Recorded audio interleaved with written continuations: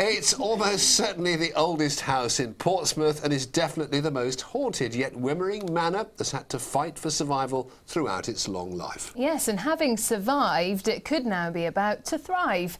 Richard Jones finds out why in tonight's Hidden South.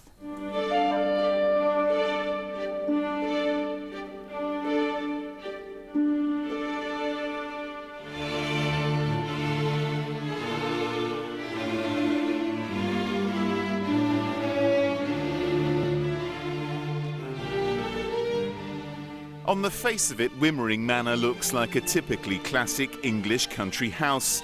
It's rather grand and very old. You can imagine generations of the genteel and the privileged living surrounded by their heirlooms and their antiques. But appearances can be deceptive. Wymering Manor is not what it seems. Take a closer look and its rather checkered past is soon revealed. For more than 40 years, this was Portsmouth's youth hostel, providing basic but affordable accommodation for passing travellers. Until relatively recently, this room was split into 3 rather functional youth hostel dormitories.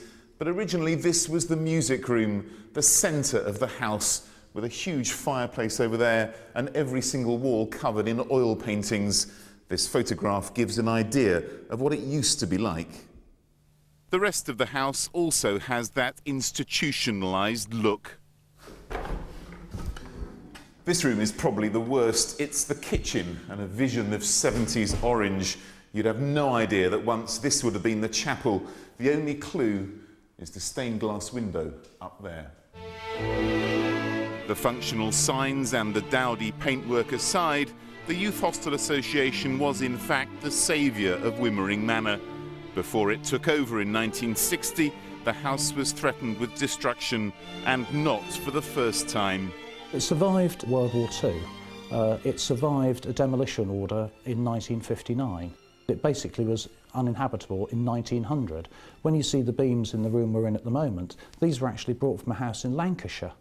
The original timber, the original panelling had been taken away by one of the previous owners for his farmhouse. So the building was sad and neglected. The land here has been occupied for more than 1,000 years, and parts of the present building date back to the 16th century. It's been a monastery, a family home, and the residence of vicars from the nearby church. The many occupants and the constant comings and goings have resulted in the presence of ghosts. There's been people in and out of this house for all those years, so you've got the residual energy of all the different people coming in and out, the families, the monks, the nuns, and they get drawn back to here when they die. The Youth Hostel Association pulled out of Wymering Manor last year because major structural repairs were needed, and again the future of the house was looking bleak. But a group of enthusiasts, the Friends of Wymering Manor, got together to ensure it survived. It's just a beautiful heritage building. It's the jewel in Portsmouth's crown. It's been here for centuries, and I think it should stay here for the future generations. Now the manor is going to be renovated by a private investor who plans to open it as a hotel and a conference centre. The place has seen dereliction, neglect. It's also seen a lot of life and a lot of history. But the main thing is now the building's here and we're going to make sure that it survives for the next 1,000 years. But renovation has its limits. Little can be done for the gardens which the house was once famous for. Old photographs show you the garden parties that used to take place. Older people in Portsmouth today actually do remember the garden parties, and they say they were absolutely wonderful.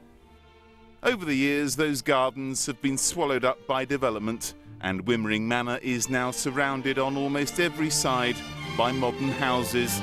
Its incongruous position emphasises just how close it's come to destruction and just how lucky it's been to survive. Richard Jones for Meridian Tonight. The jewel in Portsmouth's crown. Well, and now the jewel in our